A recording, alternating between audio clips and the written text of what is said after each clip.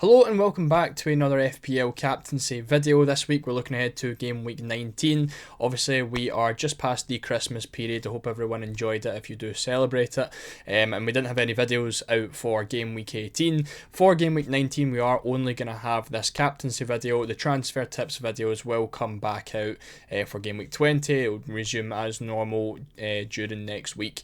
We'll also have our team selection video as well for game week 20. If you do want to see my game week 19 team selection video, of course it's going to be over on my Twitter, which is just below me, and the link is in the description as well, where I post my team every single week. So like I said, been very busy with Christmas and stuff and celebrating with family, so I've not really had time to do too many videos, but I did want to make sure a captaincy video did come out for game week 19. For game week 18 we did pick Salah. It was something I put out on my community post because I didn't really feel as though it needed a video. I think everyone was really 100% going to be going for Salah anyway against Leicester, so good for him to go and get a goal late on as well. I think it was like the 82nd minute or something he picked up a goal, which was an 18-pointer as our captaincy. Obviously, game week 17, we picked Salah as well. We picked up a 42-pointer, which was absolutely lovely against Spurs. So two very successful weeks in the last two. And again, we're only really looking at 5 unsuccessful captaincies so far this season. 3 of those coming from game week 6, 7 and 8 when we picked Erling Haaland. So outside of that, you're only looking at Cole Palmer 2 weeks ago and then Heung-min Son in game week 11. So pretty good so far. We've got 6 20-pointer plus captaincies, which is fantastic. Hopefully we can do it again in game week 19. Let's take a look at our 4 picks.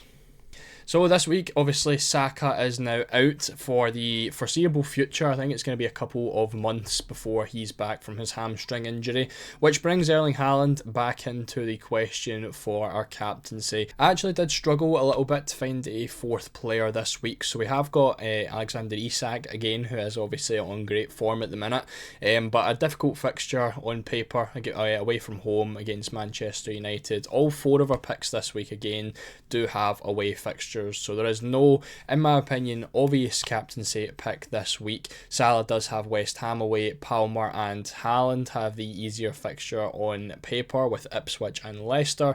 So it's going to be interesting to see what these stats say. Let's jump straight into it. So it's another week of our predicted points being fairly close together. As you can see, it is Cole Palmer who does have the average highest with a 8.1 on FPL team, which puts him at the top, and joint top as well on Fantasy Football Hub with 7.6. He's joint with Salah, who's also on 7.6, but for FPL team he only has a 7.4 expected points. For Haaland, he is down in 3rd place. He has 7.2 on Fantasy Football Hub and 7.0 on FPL team.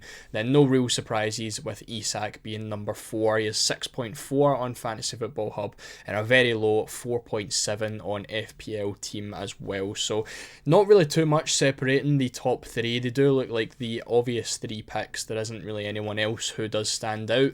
So if you do still own Haaland, if you own Salah and Palmer as well, it's really only these 3 that you are going to be considering. And in terms of predicted points, there's no glaringly obvious choice here. I think the only one who does take, a bit of a lead is going to be the FPL team 8.1 expected points for Palmer. Everything is fairly close. Everything else is fairly close with 7.6 joint and Fantasy Football Hub. Haaland only 0.4 as well behind on that, but they're all kind of sitting about 7 expected points. So let's take a look at some other stats. So over the course of the season, we obviously have our expected goals and our expected assists, but first we have our expected minutes. Now, very short turnover this week with a lot of games happening on Thursday and Friday with our Boxing Day fixtures. We are looking at Sunday and Monday games, so only really 3 days in between. For expected minutes, you do have to kind of consider that some players could be rested this week just, because it is such a short turnaround. For expected minutes, however, Salah, Palmer and Haaland, again, are all expected to play roughly 90 minutes. It is Isak who has a little bit less this week. He had 86, I believe, expected minutes before, down to 83 this week. So expecting a bit more of an early sub for Alexander Isak on Sunday, but nothing really to worry about our 3 other players. For expected goals, of course, Haaland is leading the way as you would expect, but due to his recent lack of form, he really is getting caught up a lot by Mo Salah. He's only 0.9 ahead of Salah now, now, which I believe is, just a little bit more than like a penalty. So if Salah's going to go pick up another penalty, he probably will be just about matching Erling Haaland. He has 3 more goals than him now this season as well, so he is looking a lot more of a goal threat than Haaland is, especially considering how much of that XG came from Haaland's first 5 game weeks. For Isak, for Palmer, they are trailing a little bit more. Palmer is a little bit further ahead of Isak at 10.2. He has 12 goals this season, and Isak outscoring his XG with 9.5, and he's scored 11 goals as well. For expected assists, Palmer is the leader with 4.6 expected assists. He only has 7 actual assists though, and he's blown out the water by Mo Salah with 11 assists, but he does have less expected assists with 3.8. What we are tending to see is that the expected assists is usually a lot lower than what the player's actual assists is. The only person this doesn't count towards is Haaland, who is exactly what he is expected to have with only 1 assist this season, so nothing really to shout home about. For return chances this week, very close as always. It is Haaland and Palmer with the joint highest at 67% chance each of returning. Salah just a tiny bit behind at 66%, and then Isak down the bottom at 63%. So very close this week. Again, nothing really to differentiate all of our main captaincy choices. Goal odds is where we start to see a bit of a takeover, as Haaland with the highest chance of scoring against Leicester this week. He has a 61% chance of bagging at least 1 goal. He also is the highest with a 28% chance of bagging 2 or more, and Leicester also have the lowest clean sheet odds of our 4 choices with only an 8% chance of a clean sheet. But there's not a massive difference between the likes of Mo Salah, where West Ham only have a 9% chance of a clean sheet, but Salah is the second highest for goal scoring odds with a 52% chance of scoring and a 20% chance of scoring 2 or more. So not as favoured as Haaland as the odds always do suggest, but he is the highest out of himself and Cole Palmer. So if you don't have Erling Haaland, this is the first one I think so far where Salah has taken the advantage over Cole Palmer. Palmer only has a 50% chance of scoring against Ipswich and a 15% chance of scoring 2 or more. Ipswich also have a higher chance of keeping a clean sheet against Chelsea than West Ham do against Liverpool. So just these wee tiny things, again, really not too much of a difference between the two of them. So it does still feel as though it is a 50-50 in terms of the stats this week. Set pieces wise, of course, everyone is going to be on penalties. Palmer does have the free kicks and corners as well, so he does have the advantage there. We are probably going to see a couple of weeks of our set pieces with just Palmer due to Saka being out, and he's not going to have all the extra set pieces. So if you are looking for someone who is going to be on corners, free kicks, it is probably going to be Palmer most weeks. But as for now, it is just a small advantage where Palmer could make the most of an extra goal from a free kick or an extra assist from a corner. For our rest, obviously our games for game week 19 are split over Sunday and Monday, and we just had game week 18, which was most of our games on Thursday for all 4 of our players. They also played on Boxing Day, which gives them the Thursday game. So the only ones with an advantage with the extra day's rest is going to be Cole Palmer. Again, another advantage for him over Mo Salah and Alexander Isak as well. I think at this point Isak is kind of ruled out as a captaincy. He is basically bottom for every stat we've had a look at. Haaland is playing on Sunday, Salah's also playing on Sunday. So again, Palmer with the extra day. If you wanted to back against Salah, who does still have a pretty decent fixture, everything is kind of leaning towards Palmer just a little bit. He's got these little extra advantages, as we go through the video. And, if you really were focused a lot on the stats, Palmer probably is going to be the pick for you this week. But I think when we look at the chances conceded is where we do start to really try to make a decision, and I think it's where I've made my final decision, which we will look at in a little minute.